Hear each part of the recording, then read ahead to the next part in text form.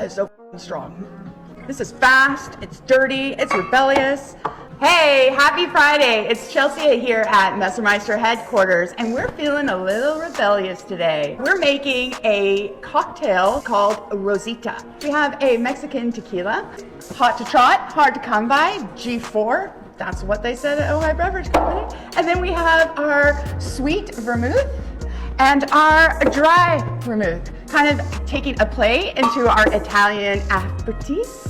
Aperitifs? Yes, of course. And then we have campane. It's time to party. First ingredient, tequila, 1.5 ounce. Dry vermouth, another vermouth. This is sweet. Do 1/2 ounce. Interesting. 1/2 ounce of campane. Then we have a dash of bitters, cracked ice, some chill.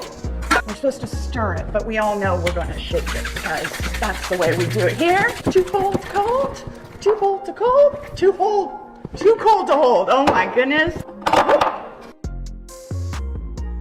Garnish of orange, the Rosita. Oh wow. Yeah. That'll, yep, that's rebellious, all right? And a couple of these, and I might be rebellious too. Happy Friday. Cheers. Straight up. Woo!